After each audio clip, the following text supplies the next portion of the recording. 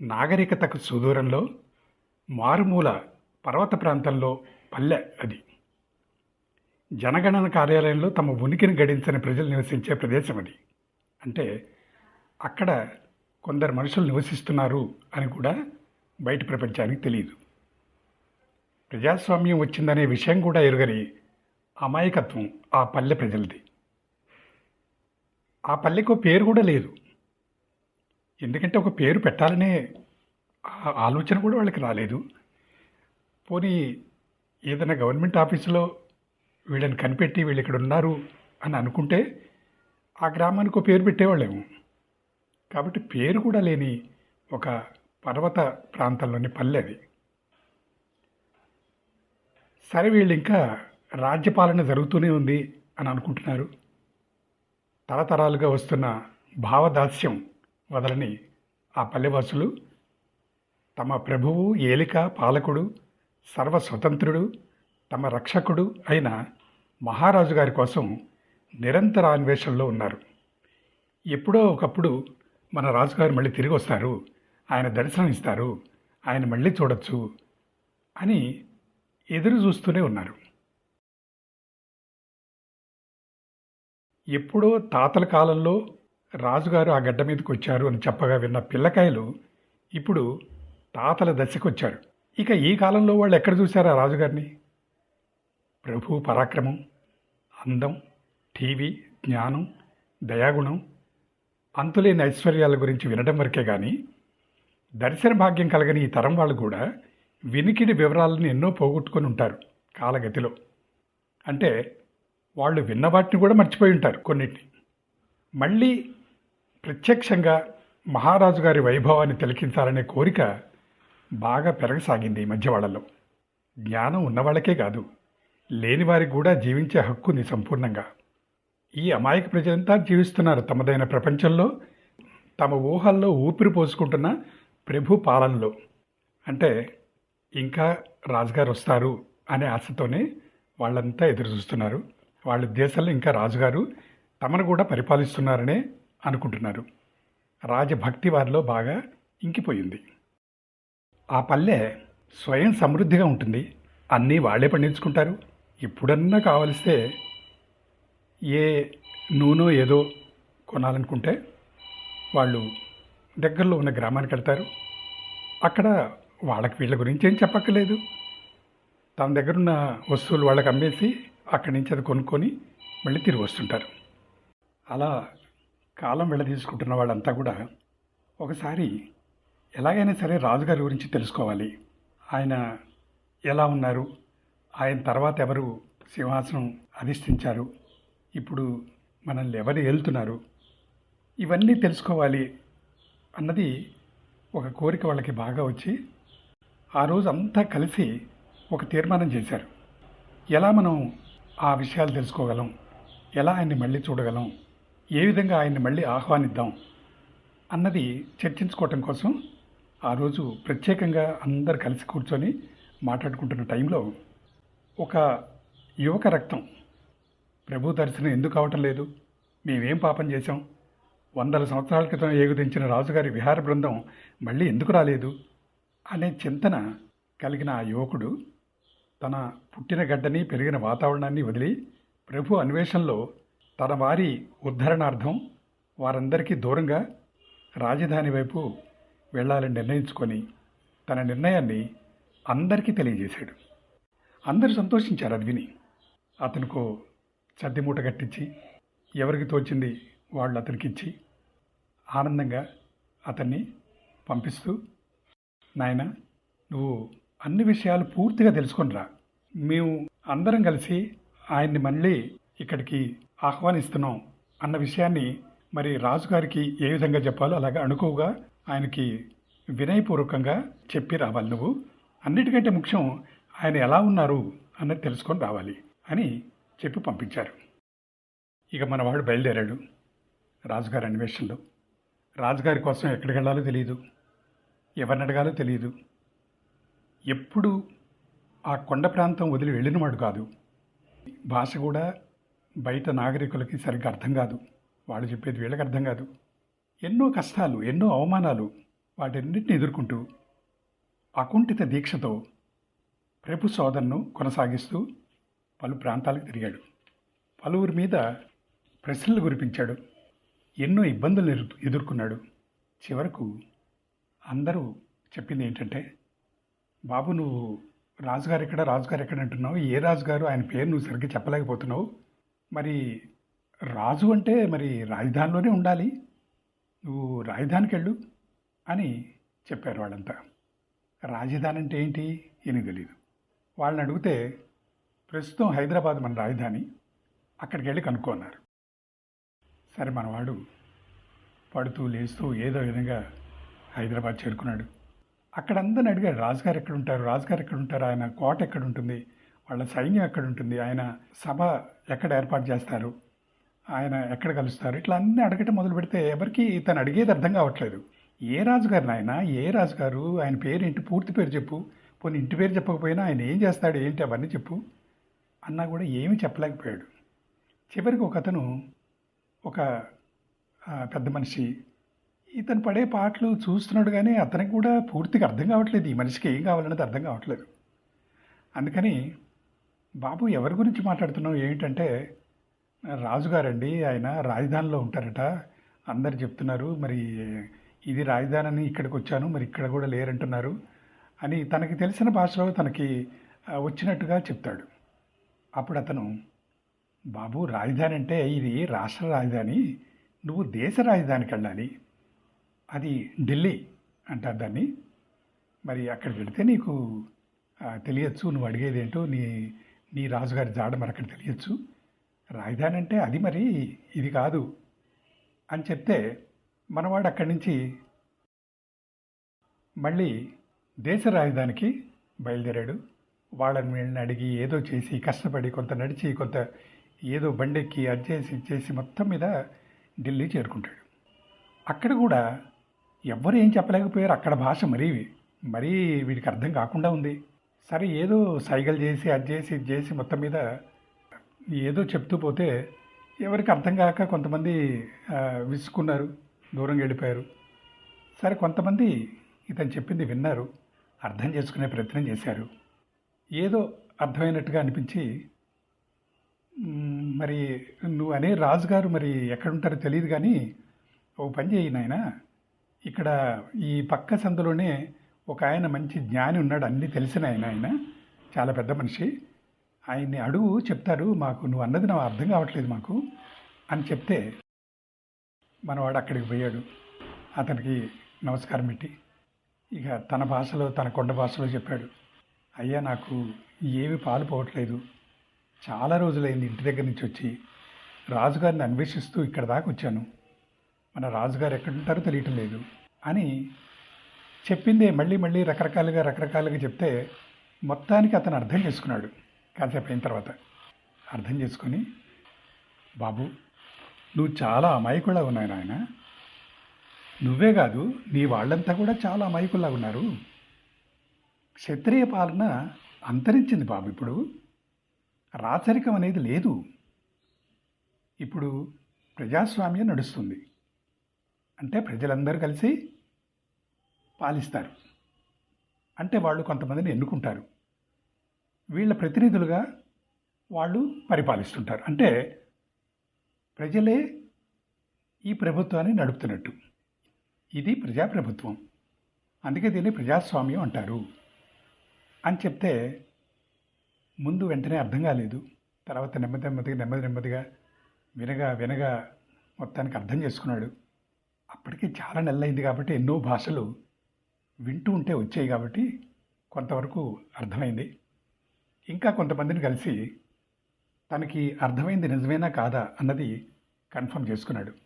అది నిర్ధారణ అయిన తర్వాత అప్పుడు అతనికి అనిపించింది, మన వాళ్ళంతా ఎంత అమాయకంగా ఉన్నారు, ఇంకా రాజుగారు వస్తారనే చూస్తున్నారు, అయ్యో పాపం ఎంత అమాయకంగా ఉన్నారు వీళ్ళంతా కూడా, వీళ్ళకి చెప్పాలి, వీళ్ళకి అర్థమయ్యేటట్టు చెప్పాలి, లేకపోతే అదే భ్రాంతిలో ఉన్నారు, అదే భ్రమల్లో జీవిస్తున్నారు, ఇంకా దానివల్లే వీళ్ళు ఈ ప్రజాస్వామ్య పద్ధతిలో వాళ్ళ పేర్లు కూడా ఎక్కడ నమోదు చేసుకోలేదు, ఓటర్ లిస్టులో లేరు, ఎక్కడా లేరు వీళ్ళు, అయ్యో ఎంత వెనకబడిపోయి ఉన్నాం మనం అంతా, నేను రాకపోతే ఇంకా ఎన్ని సంవత్సరాలు అలా ఉండేవాళ్ళు అనుకొని మళ్ళీ తిరుగు ప్రయాణం కట్టాడు తన జన్మస్థలికి. ఘనంగా ఆహ్వానించారు గ్రామవాసులు అంతా. తమలో ఒకడుగా పుట్టి పెరిగిన సామాన్యుడు ప్రభువుకి విశ్వాసపాత్రుడై తన వారిని సర్వసుఖాలను విడనాడి మహారాజు గారి గురించి భోగట్ట, వీలైతే ఆయన దర్శన భాగ్యం కలిగించే ప్రయాసలో సంవత్సరాలు తపస్సు చేసి వచ్చిన ఆ జిజ్ఞాసుకి బ్రహ్మరథం పట్టారు. కోలాహలం సద్దుమణిగి అతని చుట్టూ చేరి అతని పెదవులు దాటి రాబోతున్న మాటలు అందుకోవటానికి అందరూ చెవులు రిక్కించుకున్న సందర్భంలో అతని బాల్యమిత్రుడు ఒక చొరవ చేశాడు. ఏరా మాట్లాడమే, రాజుగారి దర్శనం అయిందా? ఎలా ఉన్నారు ఆయన? నీతో మాట్లాడారా? ఇక్కడికి ఎప్పుడు వస్తా అన్నారు అని అడిగాడు. రాజ్యం మారింది, ఇప్పుడు నువ్వే రాజువి అన్నాడు. ఈ మాటలకు అందరు నవ్వారు. చిన్ననాటి మిత్రుడు చిన్నపుచ్చుకున్నాడు. ఇదేమిటి ఇలా పరిహాసాలాడుతున్నాడు అని. ఇంకా ఏం చెప్తాడో అని ఎదురు చూసి కొందరు పెద్ద మనుషులు అదే ప్రశ్నను అధికారికంగా అడిగారు. అదే జవాబుని ఇంకా వివరంగా చెప్పాడతను. పెద్దయ్య, నేను చెప్పేది నిజం. నువ్వు ప్రభువే. ఈ ఈరిగాడు అంతే. సోమయ్య బాబాయ్ కూడా, ఇళ్లలో ఊడిగం చేసే వెంకటమ్మైనా, వీధి దీపాలు వెలిగించే వరహావతారమైనా, నువ్వు నేను మనందరం కలిసి రాజ్యపాలన చేస్తాం అన్నాడు. అరే, పరాచకాలకి సమయం కాదురా అబ్బాయి. ప్రభువుకి విశ్వాసపాత్రలమై తరతరాలుగా కీర్తి ప్రతిష్టలు సంపాదించాం. నువ్వు వెళ్ళిన పని ఏమైంది? రాజుగారిని చూసావా లేదా అని గద్దించి అడిగారు. రాజులు, రాజ్యపాలన ఆ కాలమంతా అంతరించింది. ఇప్పుడు ప్రజాస్వామ్యం నడుస్తోంది. ప్రజలే ప్రభువులు అన్నాడు. అందరిలో అసహనం పెరిగిపోయింది. ఏదో సాధించుకొని వస్తాడనుకునే వాడి ప్రేలాపనలు వాళ్ళందరికీ ఆగ్రహాన్ని తెప్పించిపెట్టాయి. ఊరి ప్రజలకే కాదు, తల్లిదండ్రులు, బంధువులు కూడా నావాడు అనుకోవడానికే అసహ్యం వేసి దుర్భాషలాడారు. వారందరి చేత్కారాలు సహించలేక అక్కడి నుంచి వెళ్ళిపోదామని తనే అనుకున్నా ఈ లోపలనే అందరూ బహిష్కరించి తరిమి కొట్టడం వల్ల అవమానం పొందాడు. పిక్కబలాన్ని ఉపయోగించి నగరం వైపుగా పరుగులు తీశాడు. పోతూ పోతూ అందరినీ తిట్టుకుంటూనే ఉన్నాడు. ఎన్నటికీ ఎదగలేని ఎర్రిమూక. పోనీలే, ఇప్పుడు ఈ జ్ఞానుడి సహచర్యంలో నా జీవితం గడుపుతాను. మళ్ళీ అక్కడికి పోను. అరే, నా తల్లిదండ్రులు కూడా అర్థం చేసుకోకపోతే ఎలా? చెప్పేది వినకుండా నా మీదనే కారాలు మిరియాలను నూరారు, అందరిని ఎగదోశారు, నన్ను కొట్టడానికి వచ్చారు. వాళ్ళ కోసం వాళ్ళకి చెప్పడానికి నేను పోతే వాళ్ళే అర్థం చేసుకోకపోతే నేనే చేయను అని లోపల మదన పడుతూనే ఉన్నాడు. ఒక పక్క బాధ కూడా కలుగుతోంది, నా వాళ్ళని అందరినీ వదిలేసి వచ్చానేని. అయినా మనసు కూడా చేసుకొని ఇంకెందుకులే అలాంటి వాళ్ళ దగ్గరికి, ఆ మూర్ఖుల దగ్గరికి పోవటం. ఇక్కడ ఈ నగరంలో వీళ్ళంతా కూడా జ్ఞానులు, వీళ్ళతో నగరవాసం చేస్తాను అని ఇక పట్టణంలో ఉండటానికి అక్కడెక్కడ జాగా చూసుకుంటున్నాడు. ఏదో చిన్న చితకా పనిచేస్తే వచ్చిన డబ్బులతో ఏదో కాలం గడుపుతున్నాడు. అయితే అక్కడ కూడా చుక్కెదురే అయింది. మావాళ్లే కాదు, వీళ్ళు కూడా అమాయకులే, వీళ్ళు కూడా మూర్ఖులే అనుకున్నాడు. అందుకు కారణం ఏంటంటే అక్కడ చాలామంది వాళ్ళలో వాళ్ళు ఏం గవర్నమెంట్ ఇది అని నిరసించడం చూసి ఆశ్చర్యపోయాడు. గవర్నమెంట్ మారితే తప్ప లాభం లేదు అన్నవారిని జాలిగా చూశాడు. ఆందోళన సాగిద్దాం అని సమ్మెలు, సత్యాగ్రహాలు చేసేవారికి నచ్చజెప్ప చూశాడు. అధికారంలో ఉన్న వాళ్ళని ముందుగా మంచి చేసుకోవాలి, వాళ్ళతో మంచిగా మెచ్చుకోవాలి అంటున్న వాళ్ళు మూర్ఖ శిఖామణుల్లా కనిపించారు.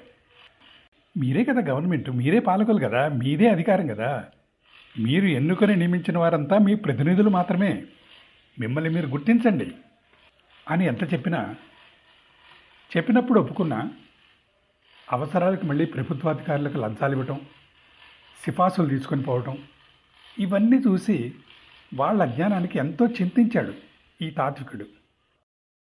ఇతను ఒక పిచ్చి సన్యాసిగా చూసి కొందరు జాలిపడ్డారు. కొందరు అతన్ని దూరంగా ఉంచారు, కొందరు విసుకున్నారు. ఒక లోకజ్ఞాని మాత్రం ఇతని జీవితంలో మరో మలుపును తీసుకొని వచ్చాడు. నాయనా, నువ్వు చెప్పేదంతా పుస్తకాల్లో బాగుంటుంది, ప్రణాళికల్లో పొందుపరచడానికి చక్కగా పనికొస్తుంది. కానీ ఇప్పుడు నన్ను చూడు, నాకు అవసరం కలిగింది. నువ్వు అన్నది నిజమే, మనమే ప్రభుత్వం. మరి దీని మీద కావాల్సిన రబ్బర్ స్టాంప్ నేనయ్యనా, సంతకం నేను పెట్టినా? లంచగొండి వాడిని నువ్వు శిక్షిస్తావా, నేను శిక్షిస్తానా? పని సరిగ్గా చేయలేని వాడిని పనిలోంచి మనం తీసేయగలమా? ట్రాన్స్ఫర్ ఆర్డర్లు జారీ చేయండి చూద్దాం అని అతను చెప్పిన మాటలు మన తత్వజ్ఞాని ఆలోచన సరళిని మళ్ళీ మార్చివేసింది. ఎవరు ఏమైతే నాకెందుకు అని అతను తాత్కాలికంగా తన అన్వేషణ విషయాన్ని మార్చుకున్నాడు. అన్వేషణ ఆగిపోలేదు, కానీ దేనికోసం అన్వేషించాలో దాన్ని మార్చుకున్నాడు. అతని జీవిత పంథా మారలేదు. అజ్ఞానుల పట్ల అతనుకున్న సానుభూతిలో రవ్వంతైనా మార్పు రాలేదు. చెప్పే విషయాల్లో మార్పు వచ్చిందంతే. ఆ చెప్పే విషయాలు ఎందుకు మారిందంటే, ఇతను నగరవాసాలకు దూరంగా ఎవరు తన్ను కానీ తన్నెవరూ కానీ డిస్టర్బ్ చేయని ఒక ప్రదేశంలో కూర్చొని ధ్యానం చేయటం మొదలుపెట్టాడు. అది కూడా ఒక జ్ఞాని చెప్పటం వల్ల. నువ్వు అజ్ఞానంతో తిరుగుతున్నాయన్న నాకు అర్థమవుతోంది. నీకు జ్ఞానం రావాలంటే మార్గం ఏంటంటే నువ్వు ధ్యానం చెయ్యి అని అతను చెప్పడం వల్ల అతని దగ్గర ధ్యానం ఎలా చేయాలో నేర్చుకొని ఆ విధంగా కొన్నాళ్ళు అక్కడ ధ్యానం చేస్తూ అక్కడ దొరికే కాయలు పళ్ళు తింటూ మొత్తానికి కొంత ఆత్మజ్ఞానాన్ని సంపాదించాడు. ఆత్మజ్ఞానాన్ని సంపాదించిన వాడు అక్కడ ఉండిపోవచ్చు కదా. అబ్బే, మళ్ళీ తపన ఇప్పుడు నాకు తెలిసిన జ్ఞానాన్ని మళ్ళీ అందరికీ పంచాలి అని.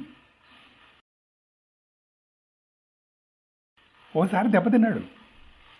ఇది ప్రజాస్వామ్యం, ఇందులో అందరూ ప్రభువులే, ప్రభువు విడిగా ఉండడు అని తన వాళ్ళకి చెప్పి అక్కడ వాళ్ళందరితో తిట్లు చీవాట్లు తిన్నాడు. వాళ్ళందరూ నిరసించారు. ఇతన్ని అక్కడి నుంచి బయటికి గంటేశారు. అయినా కూడా ఇప్పుడు కూడా తనకి కొత్తగా ఏదైతే జ్ఞానోదయం కలిగిందో ఈ జ్ఞానాన్ని కూడా మళ్ళీ అందరికీ పంచాలి. నా పల్లెవాసులే కాదు, ఈ నగరవాసులు కూడా ఇంకా అజ్ఞానంలోనే కొట్టుకుంటున్నారు, వీళ్ళలో జ్ఞానాన్ని పెంచాలి అనుకుని మళ్ళీ నగరం వైపు అడుగులు వేశాడు. అక్కడ దేవాలయాలకు వెళుతున్న వాళ్ళని, రకరకాల పూజలు చేస్తున్న వాళ్ళని చూశాడు. వాళ్ళ దగ్గరికి వెళ్ళి, మీరంతా ఇంకా అమాయకంలో ఉన్నారు, పరమాత్మ ఎక్కడో ఉన్నాడని వెతకొద్దు, మీలోకి మీరు తొంగి చూడండి, మీరే పరమాత్మ, మీరెవరో మీరు తెలుసుకోవటమే ఆత్మజ్ఞానం, అదే సర్వోత్కృష్టమైన జ్ఞానం, బ్రహ్మజ్ఞానం. విశ్వంలోని సమస్త చరాచర సృష్టిలో అంతర్వాహ్యంలో ప్రవహిస్తున్న విశ్వ చైతన్యం మీలో కూడా ఉంది. ప్రతి ఆత్మ పరిపూర్ణమైన పరమాత్మే అంటూ చెప్తూ వచ్చాడు. అయినా కష్టాల్లో దేవుణ్ణి కొలవటం, ముక్కులు అనే ఆశ చూపించటం, ముడుపులు చెల్లించటం, దైవ కార్యాల పేర రకరకాల తంతులు సాగించటం, ఇవన్నీ చేస్తున్నవారిని చూసి చింతించాడు. నేను దేవుడేంటి, దేవుడు ఒక్కడే, మనమంతా పాపులం, మనల్ని ఉద్ధరించడానికే ఉన్నాడు ఆ దేవదేవుడు అన్నాడు ఒకతను. మరొకతను, అవునా మాస్టారు, నేను దేవుణ్ణే, ఇంతకాలం తెలియక నికృష్టపు డ్రైవర్ ఉద్యోగం చేస్తున్నా, ఇక చక్రం తిప్పుతా చూడండి, స్టీరింగే కర్మ అని పక్కపక్క నవ్వాడు.